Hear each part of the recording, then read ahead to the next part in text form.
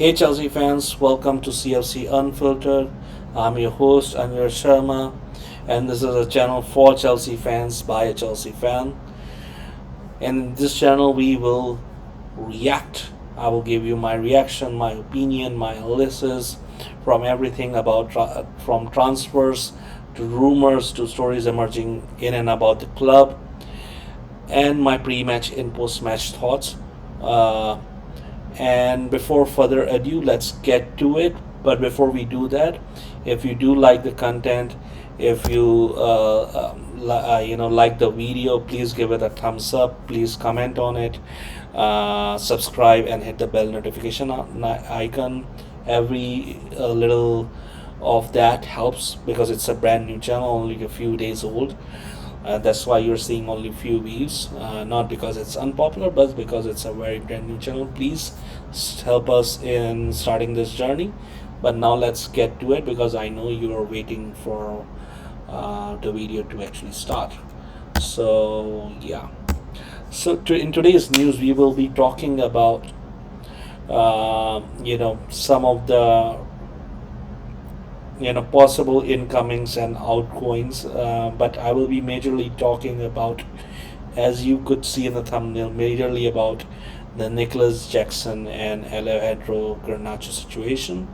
I will also be giving you a few updates which have recently happened. Now before we get to those before we get to Jackson and Garnacho situation, essentially, I'd like to give you a few updates before that. So we have recently heard from Fabrizio Romano that Gu is going to go to Sunderland on loan. Uh, I will be reacting to it in my next video. Him and all other loans and recent deals which have happened recently, not the Joao Felix, but all the other transfers which have happened. We have bias, we have panders. So I want to make a separate video on that, and because it doesn't seem fair, on those players that I'm talking about, transfers which divide opinion, put them in there, right? So I don't think it will be fair on them. So that will be that. Hato has recently, we heard yesterday in last video, I said you here we go. We heard the bomb from David Onstein, followed by followed by Fabrizio Romano of Here We Go, and telling us that the fee was around in excess of 40 million euros, and that of course 15 hours ago he was given permission to complete his medical. He might be doing that right now today, so we should hear him with a signing, with his signing, in within the next couple of hours or days. So yeah, let's wait until that, and then I will properly react to that signing and analyze what he can bring. I've already done that to an extent in the last video, but we will go in further doing that now that he's officially part of Chelsea. Same for every other player that we have signed. uh, so yeah, we'll get to that. Another thing about Xavi Simmons, I know a lot of people are tense about it, but I would say keep calm, just like I said in the last video. There are a lot of misinformation going on with some rival and club affiliated accounts. You know who I'm talking about, but I would say stay calm, don't panic, because Matlaw, you know, Alex Goldberg, Fabrizio Romano, all of them are saying Chelsea are on it. And Alex Goldberg went on and say that he has confirmed from top sources. So he's saying that it's more of a question of when than if. That's what he's hearing. The Xavi deal is going to be done, and that the owners are involved in it. Most likely Iqbali, so he's most likely the one that is going to get the deal done, right? So as just like I said last time out in the last video, we should hear here we go within the next 24 to 72 hours. It might You might actually hear it as this video goes out, so fingers crossed, right? And yeah, So these were the important updates I wanted to give you. We will see what happens with Garnacho, but I will do that specifically in the next video where I'll be reacting to some of Give and Pius and Penders and all that. So Garnacho will be in that.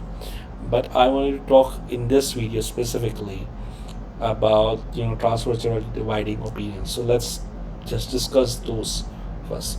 So we are all aware of this transfer rumor. So at first, I think everyone dismissed it out of hand that we're not going to do this because it seems unlikely that this will happen. Just a minute, my mic fell off, and apparently I'm not able to pause. Hopefully, just a second. Yeah. It's not a costly mic, so I'm just okay. Now, as I said, we dismissed out of hand, but in the last 48 hours, we had we had Fabrice Romano, we had Matt Law, we had Simon Johnson. Everyone is saying that this is a possibility; it might happen. So I know all Chelsea fans have a mixed feeling about it. That would be a bit of an understatement to say, but that's what you can say diplomatically. Um, what I think is happening is that we are being. This is a classic Chelsea briefing style under the present ownership. So they are briefing us, and they are getting the Chelsea fans ready essentially that this is a very real possibility. It might happen, so we have to watch this, and we have to temper our expectations. That is essentially what they're doing, right? So what I see it as happening is after we secure Xavi Simmons deal, which should be in the next 72 hours, just like I said a few minutes ago. I think what's going to happen is late in the window, maybe a few days or a few hours before the window closes. What we're going to do is we are going to put in a bid just like we did with Sancho last season with Man United. So we're going to give them a take it or leave it kind of deal. That's essentially what I feel is going to happen.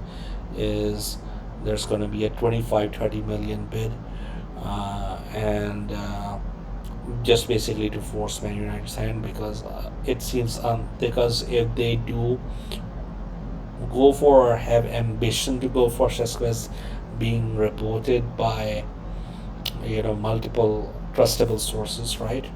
So Athletic, David Onson, Fabrice Romano, all are saying that they are in serious contention along with Newcastle, although right now it appears that they are ahead of the Newcastle, but I still think it will be because the Leipzig asking price is I think 75 million euros, and then of course they want add-ons, so they want this fixed and then they want add-ons, so it should be around 85 million euros, the overall size of the deal, which is what I understand. And I don't think United have that sort of capacity to sign unless there are outgoings, right? So, and the only outgoing so far has been Rashford, and he's on loan. He's gone to loan, and it's not even a permanent deal. It's like, Barcelona are just stringing him along. That it's a loan with an option. We will see what happens.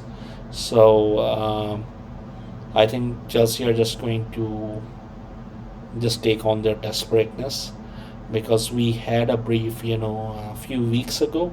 I don't know what it was, Matt Law or Simon Johnson, which was who's giving it.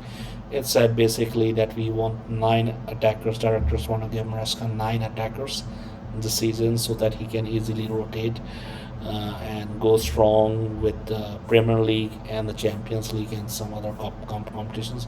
We also have to take into account we have the Club World Cup. Players only have about 3 weeks and 2 preseason games. and they had a long ruling season. So that is already been taken in account, and that has been planned from last season onwards. That was why, part of the reason why we got rid of Pochettino and hired Maresca was part of it, because we saw the last season and upcoming season as two, not two as separate things, as but as one thing, right? Because we saw the gap was low. So I think what is happening is he wants to be given that sort of flexibility where he can easily rotate and everybody's more fresh, more or less sharp and fresh for important games. So I think should Nkunku leave, and I think he will leave. I'm assuming Jackson stays. If Nkunku leaves, Garnacho is most likely we're going to just put a punt bid 25-30 million dollars. And I think the idea is that, if Garnacho succeeds, then it was a sure signing, and if he doesn't, then the wage are not really that high. The transfer fee was really low, and we can make a solid profit out of it. Another reason I think we are interested in Garnacho is maybe we want to make Enzo Fernandez a bit more comfortable. So having maybe an Argentinian around is going to help with that. I think that might be part of the reason.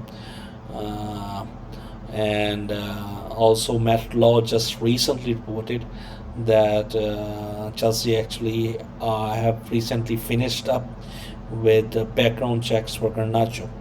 So I'm not sure what came up with those background checks, but there's a very real possibility that Chelsea might go for it.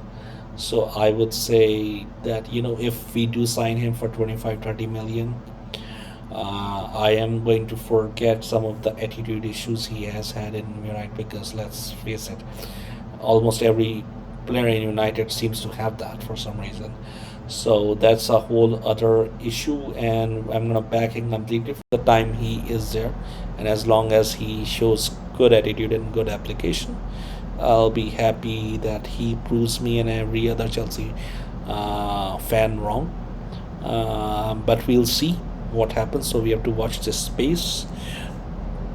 Talking about another player which divides opinion is, of course, our very own Nicholas Jackson. Um, Now, Nicholas Jackson, his thing has been, we missed him at first, when last season he started really well. I have to say that. Starting off, did all things well. I was like, he's doing all the things that we had been doubting. He was making the right decisions, taking shots and scoring goals at the right time, and making the right passes, right. And then it all went away. Then he also got injured. We missed him, and then when he came back, and he also scored an important goal against Everton in the run-in. So that were important 3 points, right? So we can't out. Uh, you know, we can't completely say that he was not part of it, because he has been part of Chelsea's success.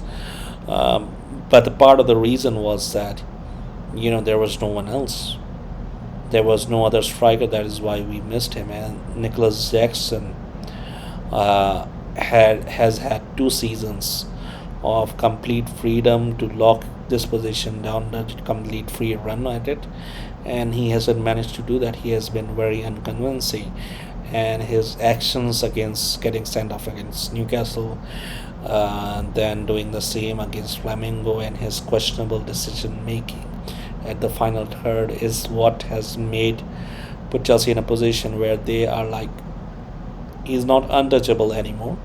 He is up for sale should a good offer arrive, and good offer is where we are evaluating him around 80 million to 100 million pounds. Now I've seen a lot of channels, from George Benson to Yannick and everyone else, like maybe we'll sell him, and maybe there were one other two channels. Well, we should sell him for 65 million or this and that to get rid of him. I think what is happening, and Then there were a lot of briefs from other clubs that we are overvaluating. I think what has happened are two things. Um, One is that um, when Chelsea went for TK, and when Chelsea have gone for other strikers, clubs have put insane prices on those players. So what Chelsea are doing essentially is that if you're going to do that, so we need to put out a message that we're going to do the same thing. And it was pretty same if you see the Mike Maignan situation with AC Milan. They wanted to make a message that we are not going to just give away money, we are going to make that stand.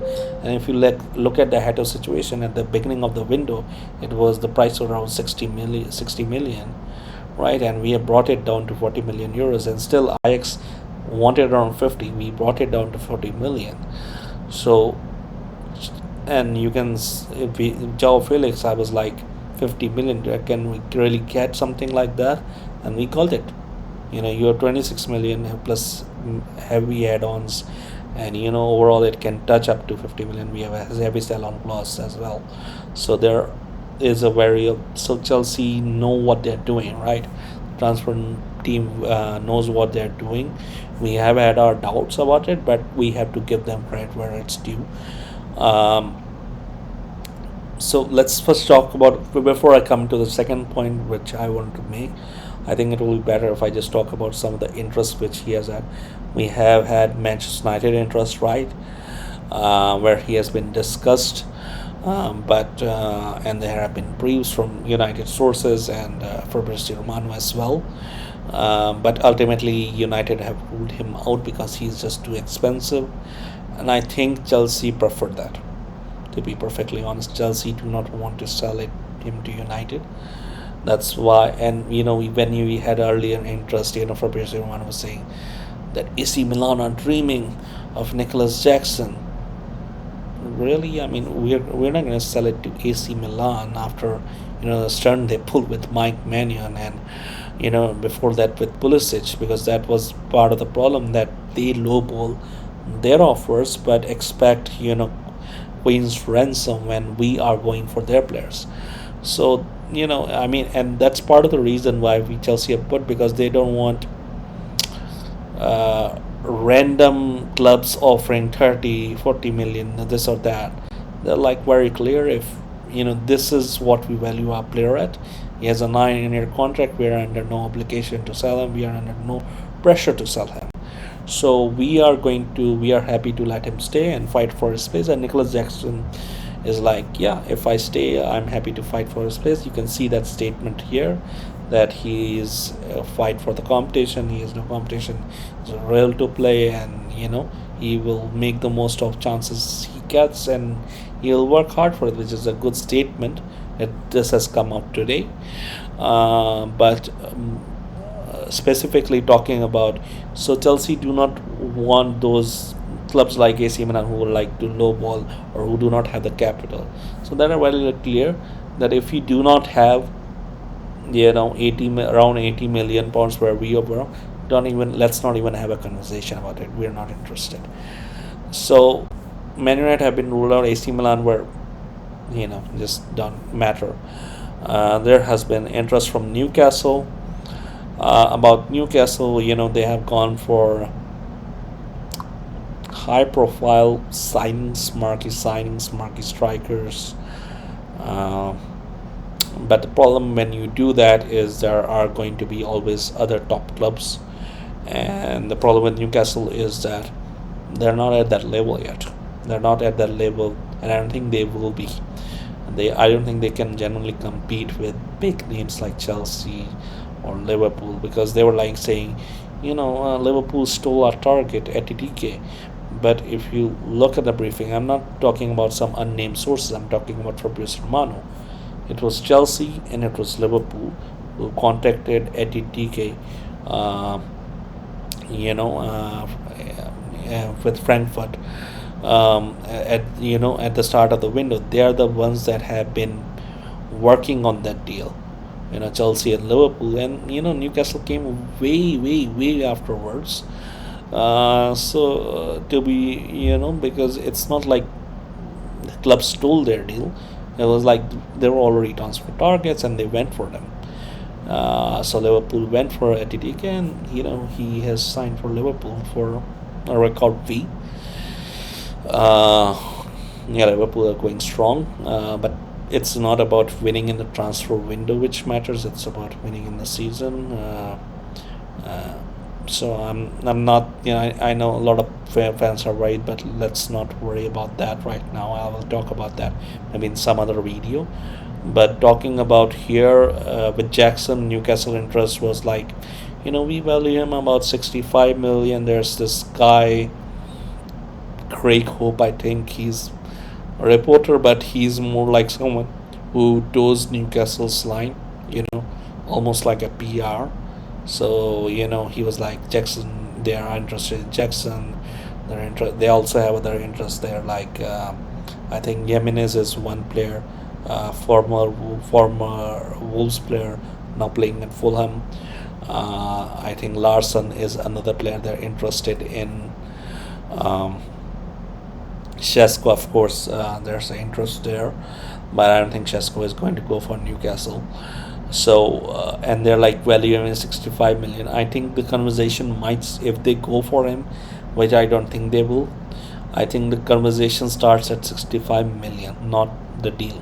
And I think Chelsea will find a way. If that is going to happen, it's going to be 80, 85 million, 90 million. I can tell you right now that if that happens, and Chelsea ideally, while they might be open if such an offer comes above 80 million or something like that, I think Chelsea will be looking to sell Nicholas Jackson to Newcastle either.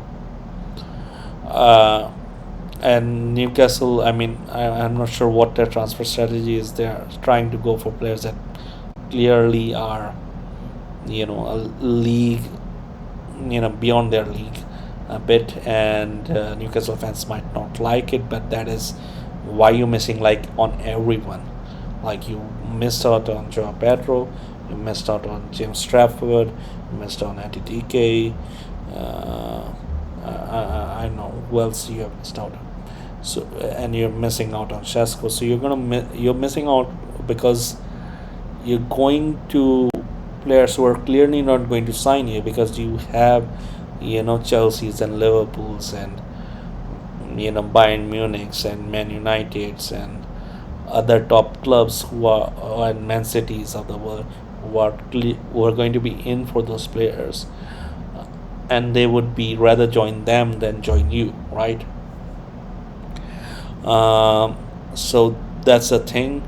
And Newcastle strategy again, it seems to be that they're trying to go for players who have either played for Wolves or played against Wolves.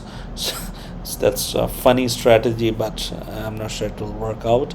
But what coming to this, and then there has been a recent Juventus interest, reported interest, in which if they sell Dusan Vlahovic, I hope I'm pronouncing it right, then they can offer maybe 60 million. But here's the thing, I don't think that's going to happen because no one is interested in buying Dusan Vlahovic in the wages he's in the deal size of the deal, and the player he is in. I mean, Chelsea were interested in him a few seasons ago, and I was pretty much against it, because I did not see him as a player that they were making out to be.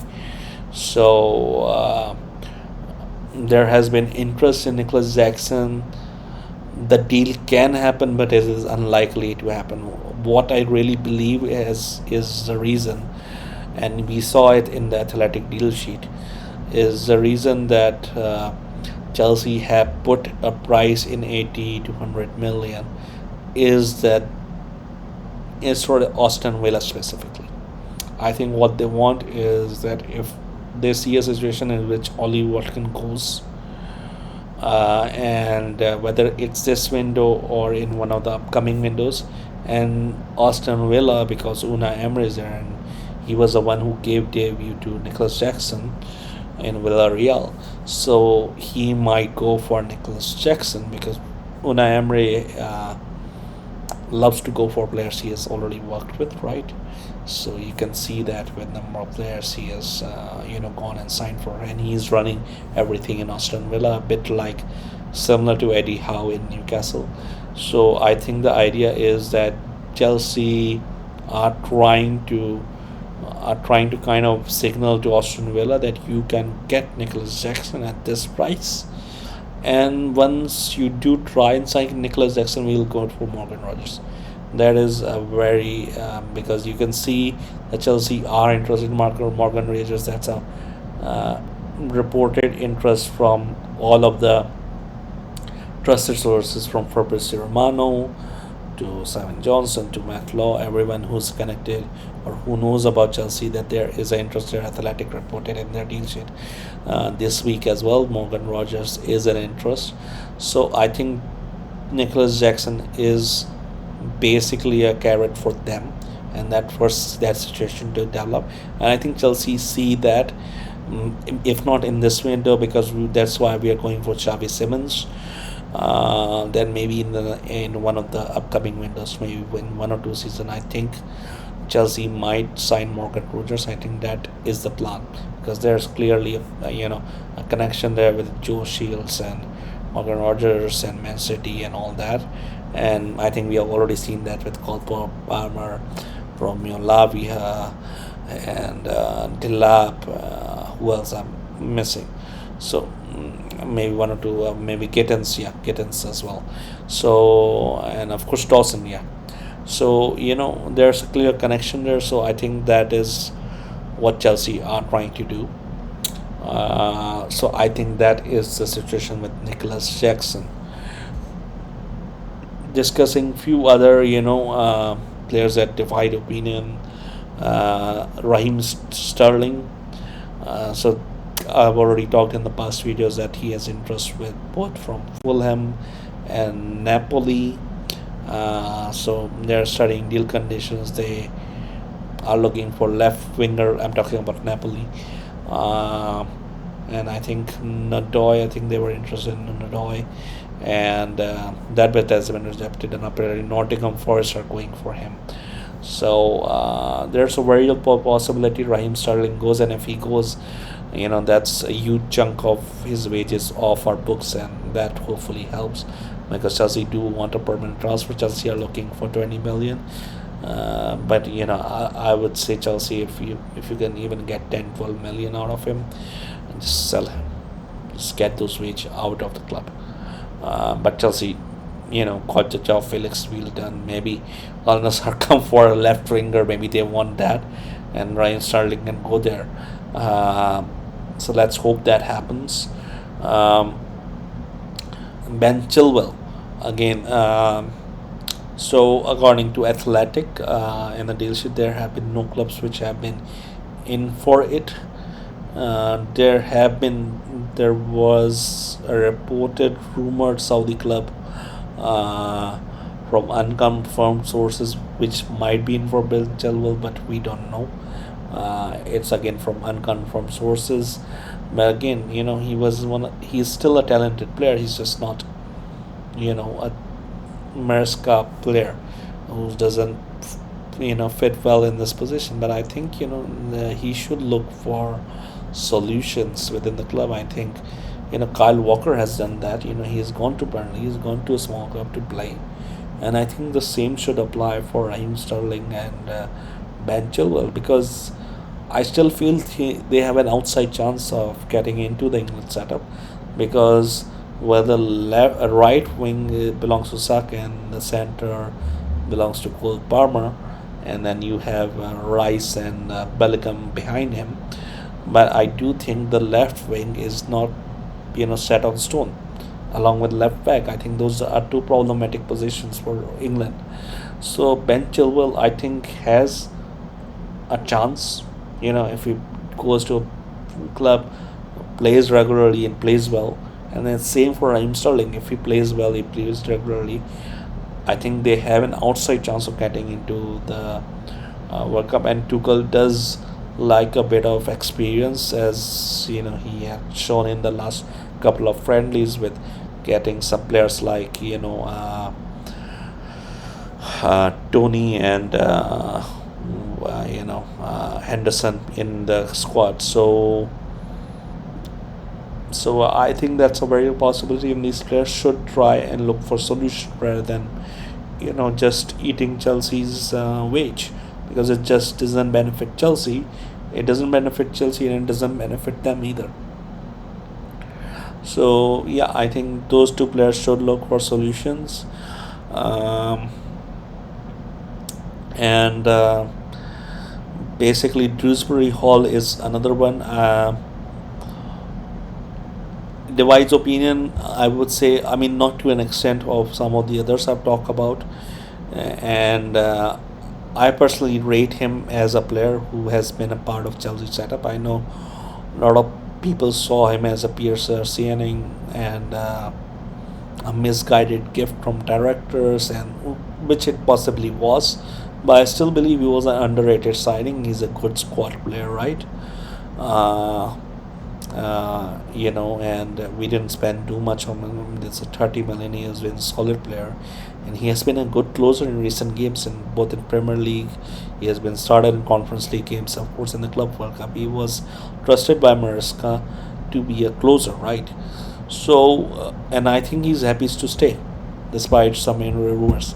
So I think it's his situation is very much that, if a good offer, let's say around 35 to 40 mil, because it has to be above 30 mil. That's when Chelsea will sell, and Chelsea will only be interested in letting him go on a permanent transfer, not on loan.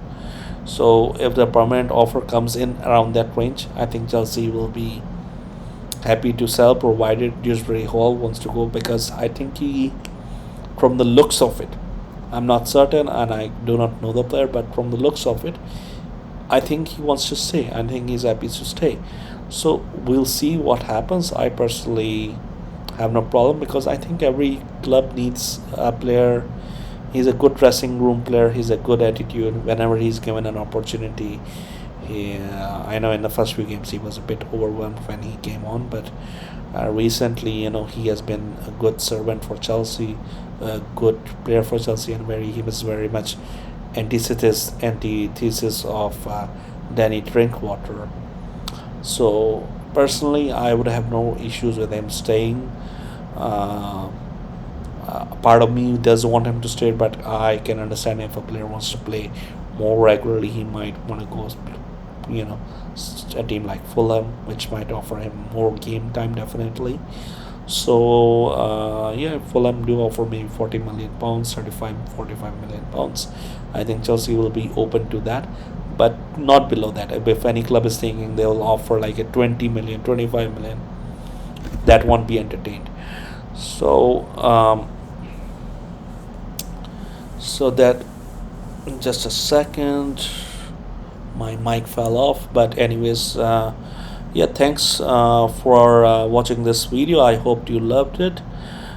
Give it a thumbs up if you liked it. Um and if you do like the content, please hit the subscribe button, put the bell notification on, so that you know when the next video comes up. And as I said, I will discuss some of the other transfers, and here we go, we have had in the next last few hours, along with any head to updates which come there. And of course, that is under circumstances where we do not have a here we go in the next few hours with Simmons. That is with that assumption. So yeah, like, share, and subscribe, hit the bell notification icon, and if you like the video, of course. And until next time, I will see you again. Thank you for your